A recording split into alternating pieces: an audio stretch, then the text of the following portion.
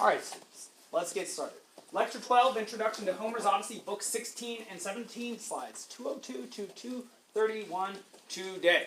Alright, let's remember that last time we spoke, last time we were at the story, Telemachos was summoned home by Athena from Sparta. He went straight from Sparta through Pylos without stopping at Nestor's home, and got onto a ship and came home to Ithaka. On the way to his ship, he ran into a murderous prophet, the ancestor, or descendant rather, of Amphiaraus, who was a famous prophet who died at the war at Thebes. Recall that the war at Thebes was one of the two mythological wars from Greek mythology. There was the war at Thebes first, and then the war at Troy second. And recall that we met several sons of famous fighters at Thebes in the Iliad. Recall that Diomedes was the son of Tydeus. Tydeus was one of the seven against Thebes. Eteocles and Polynices, the two sons of Oedipus, who were born by incest, fought against each other for Thebes. They were supposed to rule it on alternating years, but it was Eteocles who decided that he did not want to share power with Polynices, so Polynices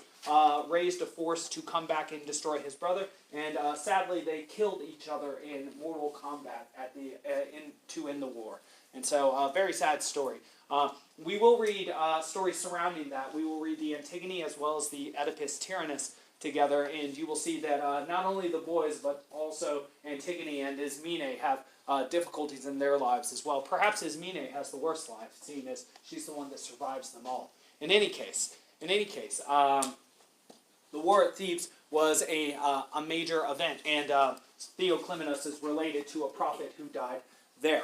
Now, on the way home, Telemachus was supposed to be ambushed by Antinous and the suitors, but Athena kept them from seeing him, and he made it home. He made it home then to his hut, where he addressed a man as father. His actual father, who is there disguised as a beggar? No, he doesn't know that he's his father. He addresses Eumaeus 3 times as a father. And recall also that beautiful simile that we read together of Eumaeus, who greets this boy as if he were his father, returning from 10 years of long war. We all know that simile should apply to Odysseus, but it unfortunately doesn't because he didn't get to raise his son. So is he more or less of a father to Telemachus, who he helped to bear, or is it Eumaeus who actually helped to raise him? What is a father? That sort of question arises here. In any case, Eumaeus then is sent by Telemachus to Penelope to let him know, or to let her know that her son has safely come home, which she probably wants to know. Eurycleia will find out too. She's also sort of like a surrogate mother. As a nurse, she too is, she plays the role of mother, even though she did not obviously bear Telemachus. She would have been too old because she was also the nurse of Odysseus. She helped to raise him, and I don't know if any of you ever had a nurse, but the people that help raise you when you are young often have a very deep imprint on your life that never goes away. You see them sort of as a maternal or paternal figure, and it doesn't usually change, or it takes a lot of therapy to make it change. In any case, Eumaeus is now gone. Telemachus is now in the room alone with his father, who he does not know is his father. What's going to happen? Well, first and foremost, Athena appears outside, and who notices her presence first? It's the dogs. They can sense it. They start to wince. They're like, oh gosh, there's a dog. Or, sorry, a god. And Odysseus notices too, and he actually walks outside. He says, now, what do you want, Athena, but what's up? How can I help you? And she says, it's time for you to reveal yourself to the first person here. The first person you're revealing yourself to is your actual son. And so this is going to be a moment of reunion, the first moment of reunion that Odysseus gets. And think about this. When he got home, he probably, like Agamemnon, who just rushed to his home, expects a reunion, to be seen by those who love him, to be greeted with love. He's been denied that so far. It's possible that nobody remembers him, or that people have changed allegiances during this time, including his son, his father, his servants, his nurse, and even his wife. And so he just doesn't know. But he's told by Athena that he can trust his son, and so she commands Odysseus to reveal himself, and she bops him on the head with a wand, and he turns back into his normal self, except a little bit better, curlier hair, taller, and thicker. And then when he comes back into the hut, he looks totally different from how he did before. Now all of a sudden, whoa, he's looking pretty studly, sort of like when Nausicaa saw him after his bath, which means bathe as much as possible. but not too much because your skin will dry out. So at least once a day, I'd say. But maybe not too much more than that. In any case, he walks back in, and Telemachus says, "You look just like a god." And this is a very sort of Darth Vader moment. I don't know if you've seen the second Star Wars, but there's this dynamic moment where the antagonist, who supposedly killed the father of the protagonist, I'm going to use these general terms so I don't spoil it if you haven't seen it, reveals that actually he hadn't killed the protagonist's father. He is the protagonist's father. And so Telemachus says, you must be a god. And Odysseus says, "I am no god but your father. And I am the only Odysseus who will come back here." And he says, but, and he makes a pretty good point here. He says, "But people don't just transform from old man back into young man." And Odysseus says, "Foolish young Telemachus, the gods can do whatever they want to my appearance. And this is what's happened." He says, "No, I am not a god, but I am your father." And Telemachus has finally gotten what he's been waiting his entire life to get, a chance to see his father, and to have his father claim him as his own. Recall in the first book he said, "People say that I'm Odysseus' son, but how am I supposed to know?" Because you really never can quite tell if the person who claims to be your father is your father from a technical perspective. In any case, he doesn't believe it at first, but then Odysseus insists, and then they embrace and cry, and Telemachus asks questions of his dad. And I think that's actually a very touching picture. I mean, it's like Telemachus is sprawled out and just giving himself entirely to the man who is his father. And you can see Athena in the background there being like, "Yes, good. The suitors will pay deeply for this." Yes, all right, good. There's a slightly bigger version of that. Athena, whenever you're hugging somebody, remember Athena's watching. All right. Just like Santa, it's the same thing. All right, so what do these two do together? Well, what do they like to do? And what do they have to do? They're both very good at plotting. That's why they're loved by Athena. Remember that Athena explicitly said to Odysseus, "The reason I like you is you always keep your wits no matter what situation you're in." Well, Telemachus seems to have this quality too. Well, they have a pest problem. What is that pest? It's the suitors. Neither of them want the suitors in that house. Odysseus doesn't want the suitors in the house because they might marry his wife and then kick him out of his home. Telemachus doesn't want them there for pretty much similar reasons, and because he has a personal distaste for them, and because they've actually attempted to kill him at this point. So he's got beef with them. Odysseus first tries to get the lay of the land. Recall that a key to his success is that he knows the right questions to ask. Remember in Book 10 of the Iliad, when they caught Dolon, what did he do? Say a bunch of things to Dolon or ask a bunch of questions? He asked tons of questions. Where's Hector? What's Hector planning to do? Where are the different contingents of troops? What are their differing defenses? And that's how he found out that there were Thracians. They were new to the war. They had no defensive perimeter. And that they had very nice horses that could be stolen. And that was what was told to him by Dolon, and they cut Dolon's head off. In any case, what he finds out is this. There are 108 suitors, and they have 12 vassals with them. So essentially 120 men versus 2 at this point. Telemachus says, I don't think we can actually handle all these suitors. I don't know what you plan to do. And Odysseus says, you need not to worry about that. We have Athena and Zeus on our side. That good enough for you? And Telemachus says, okay, I'll be quiet right now. Because, yeah, if Zeus is on your side, obviously you're going to win. Zeus was powerful enough to make the Trojans for a time defeat the Achaeans, who had 10 times more troops than they did, and higher battle prowess, and better warriors, and a more organized offensive front. In any case, if Zeus wants you to win, you're going to win. So, this is them talking. I think that's sort of interesting. Obviously, Telemachus looks pretty young there. All right, so what's the plan? Well, if there are 108 suitors and there are only 2 Odysseus's and Telemachus's, are they going to win by outright force, or are they going to have to use subterfuge, cleverness, cunning? Obviously, this is going to be more like a, not the siege of Troy, but more like a Trojan horse sort of situation. They're going to have to use cunning and deception to win. The same sorts of stratagems that were used against Polyphemus, who was a giant, far too strong to fight outright, and the same sort of stratagem that was used after Aias the Greater and Achilles died in the Iliad. Sneaking into this place so that the suitors do not even realize that their enemy is among them. And so, that's a very effective strategy for doing maximal damage without somebody expecting it coming. So, Odysseus will infiltrate the house looking like an old beggar. He's going to be turned back into an old beggar by Athena before he gets on the road to go to his house. Telemachus must allow the suitors to insult and abuse him, which is part of the plan. You might want to think about how difficult that will be for him. Telemachus now has become far more like a man, and you're going to see that he's much less willing to put up with the antics of the suitors. He's going to defy them to their faces. He's not going to sit with them anymore, and he's going to actually say to their faces that he wants them to die, and that he wishes that they would die, which are pretty strong. We would call those, at the very least, fighting words. Well, now he knows that his father, who he respects and admires greatly, is back. He's going to have to watch them abuse his father, these lesser men in his perspective, who have never done anything, who are not admirable, who are derogatory in their very natures, you might say.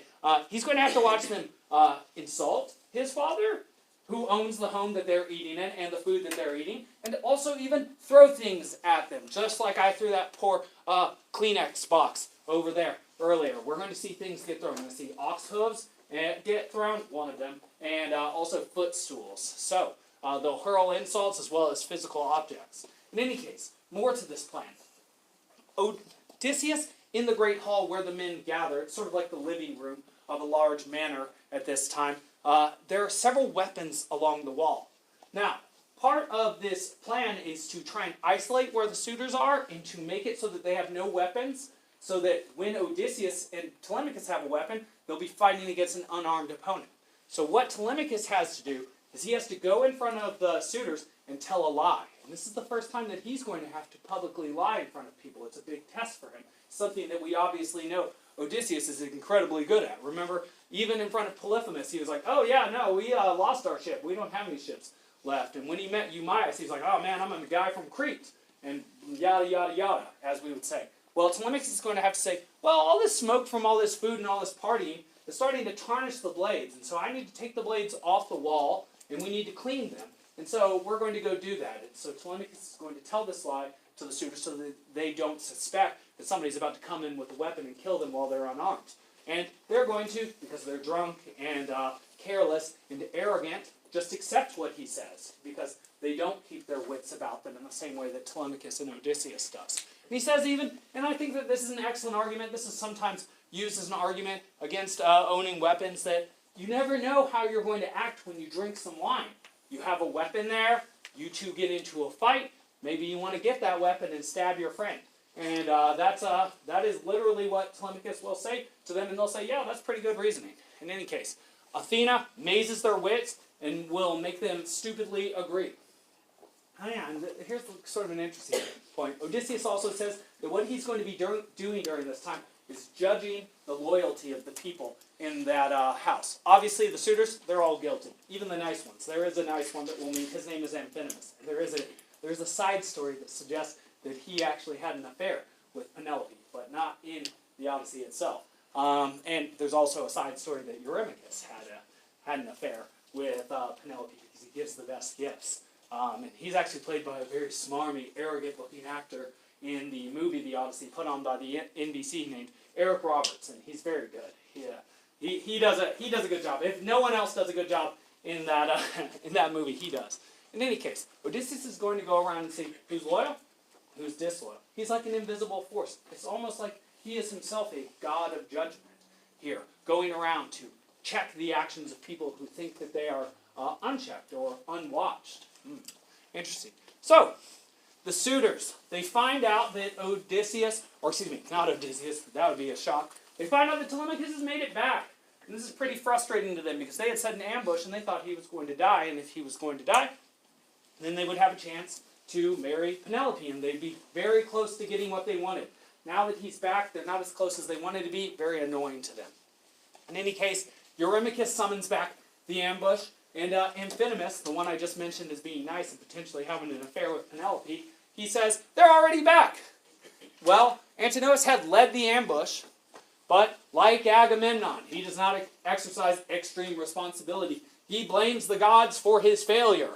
And so he says, well, if we failed to kill him on the seas, let's just plan to kill him now, because we want to kill him anyway. So, but you can see that the tides are starting to turn. The winds are shifting.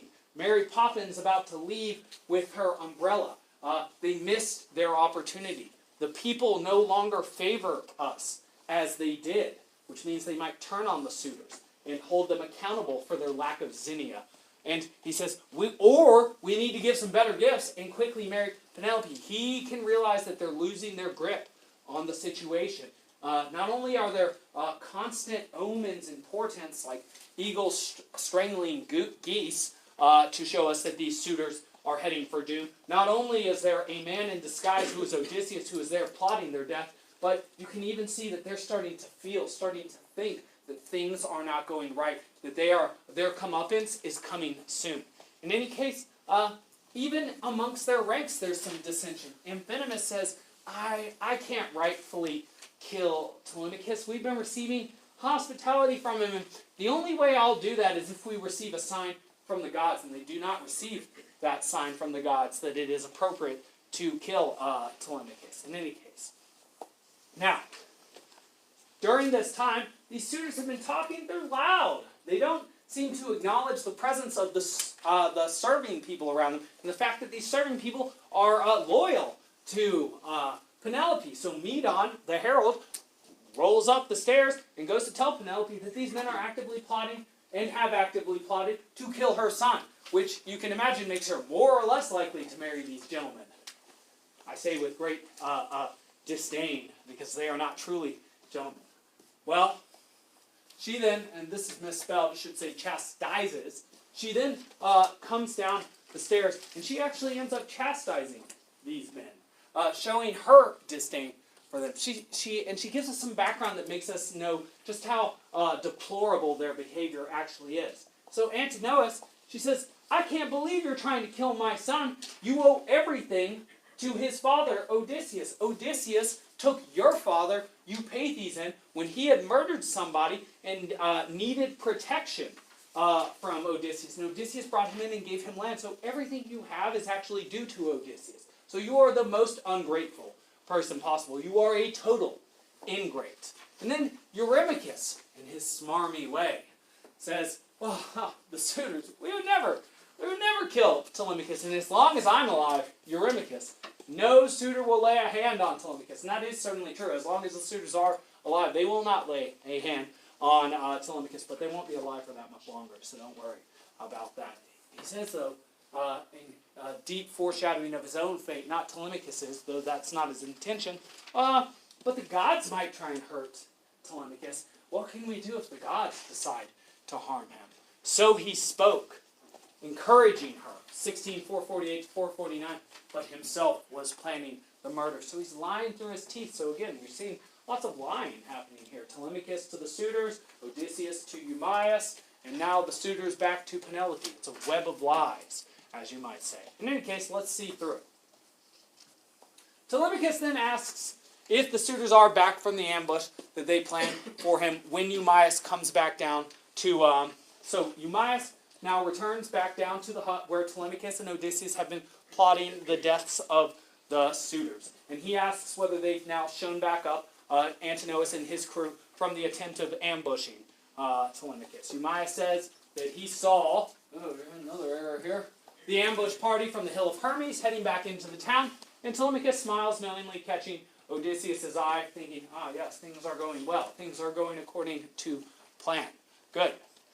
Telemachus then decides that it's time for him to go back to his home and see Penelope. She knows that he's back. She will be expecting him. She is, in some ways, still the ruler of Ithaca. In some ways, perhaps Telemachus is now. He then commands Eumaeus to bring the beggar to the city to beg, even though earlier it had been the idea that maybe the beggar would be sent on somewhere else on a ship with some goods, or kept in Eumaeus' home because of the presence of the suitors.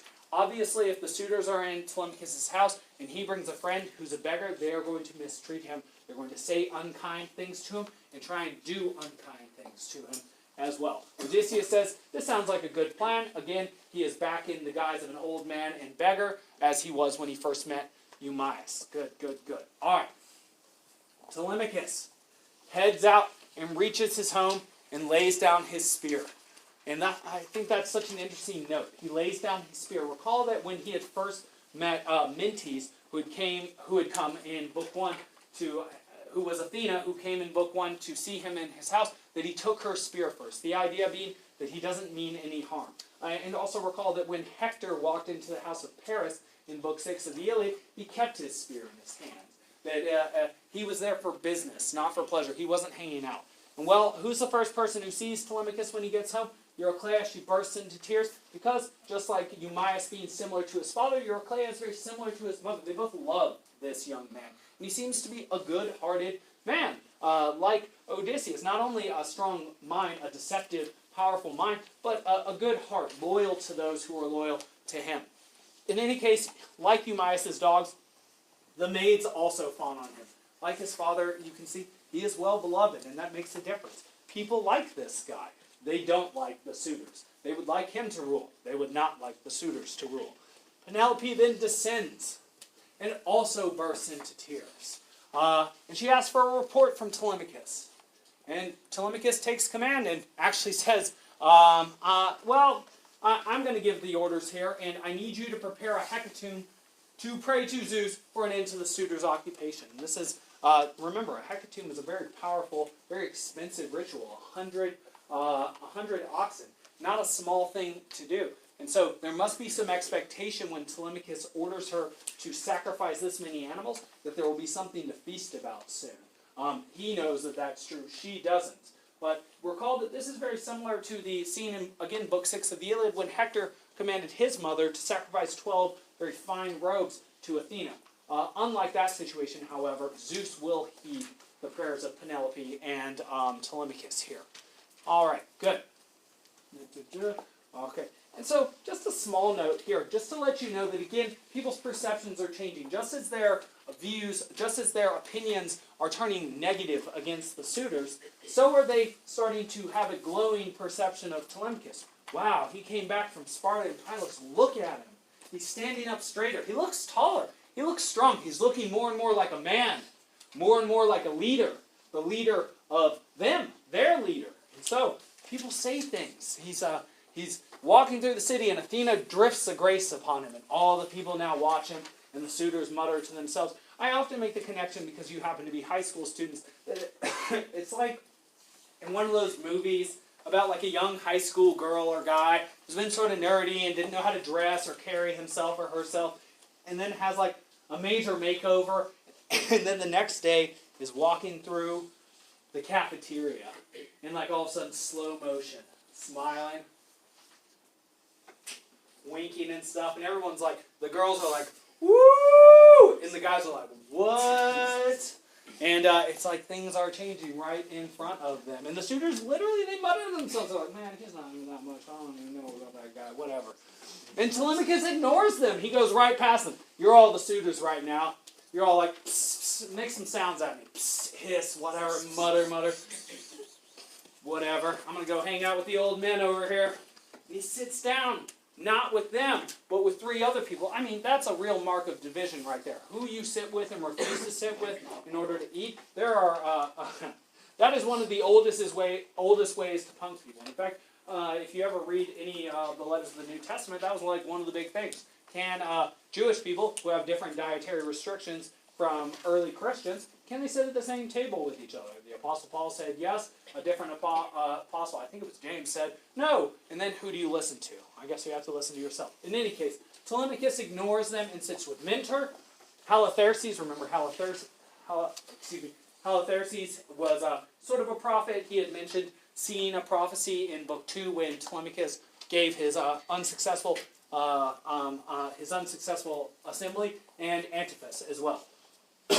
Now, Parias, a crewmate of Telemachus, approaches and asks Telemachus to send his women to collect the gifts from Menelaus. Now, this is sort of an interesting moment. Shows some foresight by Telemachus. He says, well, I don't actually want you to bring all the gifts from Menelaus into my home right now, because I might die pretty soon. These suitors want to kill me. So I want you to keep them actually at this house with Theoclymenus, and if I die, I want you to dole out these presents, these gifts, to the men who accompany me on the crew. So he's generous, too, and he has foresight. He knows he might die in the next couple of days. He is resolved to fight against the suitors, and he is also sort of like giving a will. He's like, well, if I die, I want the right people to get these possessions, not the people who killed me, who I hate, and so let's keep them at this home for now, and you can bring them to the house after I've done what I need to do with these pests. Alright, Telemachus then returns to the palace, bathes, and reports to Penelope with Theoclymenus. At dinner, Penelope says she will just retire to her quarters to cry if Telemachus has no news of Odysseus. Telemachus then describes meeting Nestor. You don't really need to write this. Menelaus and Helen. That must have been a pretty good story. Penelope's like, oh yeah, Helen's my cousin. She still look good? Yes, she does. Oh yeah, kind of a weird household. You took drugs there, huh? So you might leave that point out. In any case, he claims that Menelaus had told him that the old man of the sea told him that Odysseus was trapped on Ogygia with Calypso. Ooh, Calypso, that's a lady name. Trapped with a lady on a desert island. Probably Penelope doesn't like to hear that. But here's where something interesting happens again. Again, one of these omens, one of these prophecies.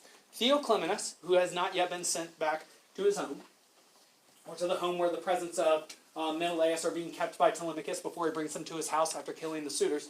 Theoclymenus prophesies that Odysseus is already here, already on this island. And well, Penelope, you'll see that this is a common theme. She says, I wish what you said was true, and I'd give you all sorts of gifts if what you said was true. But many prophets have come to Ithaca over the last 20 years, said the same thing that you did, and they have always been wrong, and therefore you are always wrong. Which is not really using the scientific method on her part, but that didn't exist until the 17th century anyway, which is 25 centuries after this. In any case, meanwhile, the suitors come into dinner from sport and discus. They've just been hanging out, playing around, because they don't do anything useful. And against Eumaeus' warning, Odysseus insists on going into town to the palace of Odysseus. So the suitors are now back to the house. Odysseus wants to go to the house. Conflict will soon ensue. But before he gets there, as I told you, hijinks, he runs into a goat herd. Now, we've met a very humble man, a swineherd. Ooh, look at that guy. Sorry, not trying to be judgmental. That's from like a LARPing of the Odyssey, by the way. Apparently people live action roleplay the Odyssey. Well, we met a swineherd who's very humble named Eumaeus, and he helped us. We're going to meet a goat herd here. A couple connotations of goats. Goats are stubborn. That's really what you need to know. They're known to be foul-tempered, ill-tempered. And even the astrological sign Capricorn is a goat. In any case, yes, good.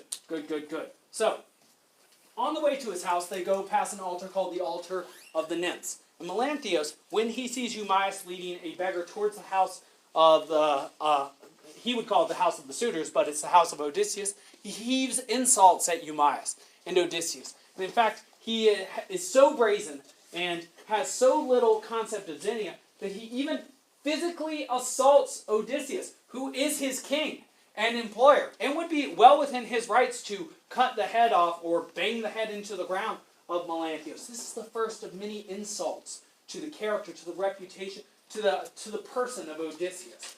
Melanthios kicks him in the hip. Totally unacceptable behavior. And you should keep Melanthios' name in mind, because we will meet his sister, who is a serving maid there, who is the girlfriend of Eurymachus. By the way, her name is Melantho, and we will even meet their father. I don't think he's as proud of those two as he is of his other children. He does have other children, so when he learns about the fate of these two, perhaps he'll understand. In any case, Melanthios is a typical sort of sidekick of a bully. He is himself without power, but he acts like he has power. And so after he kicks Odysseus in front of Eumaeus, he retreats back into the house and goes to sit next to his favorite bully, Eurymachus, who he thinks will defend him.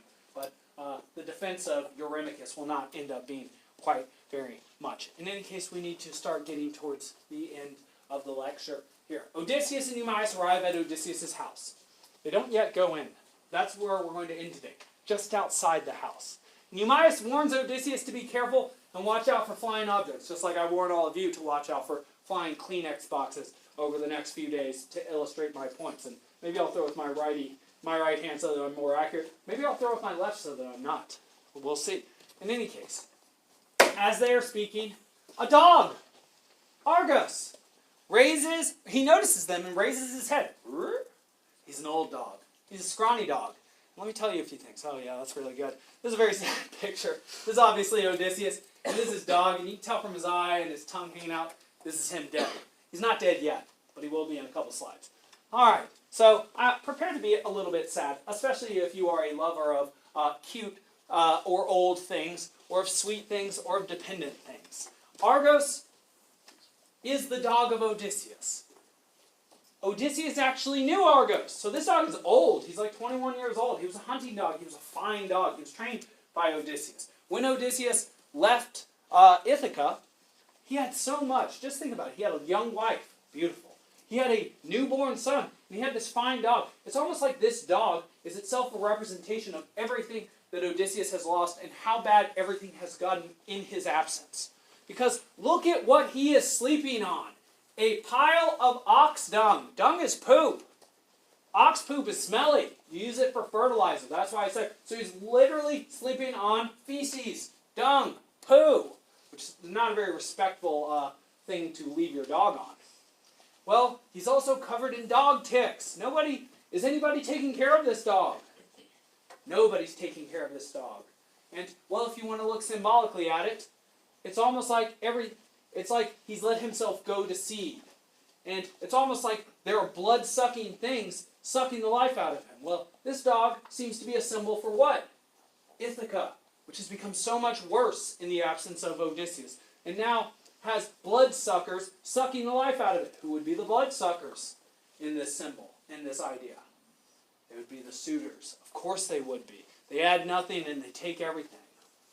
And so, though Argos does not have the strength to move, he looks up and he seems to recognize Odysseus. You say, how does he recognize Odysseus? He can't talk. Is he a talking dog like Balos and Xanthos were talking horses? I say, no, no, no. What he does is he looks up and he wags his tail a little bit. He's like, hey, master's home. And then he dies. And it is so sad. Notice how it might even bring a tear right behind your eyes. This dog survived mistreatment for 20 years. Ticks all over his body. Sleeping on dung. His life is terrible. His life is literally total bull dung. I'm not going to finish that, but it's terrible how he's treated and what he's living on. And what does he do? He waits until he sees his master again. He's a good boy. He's a good boy. He waits until he sees him again.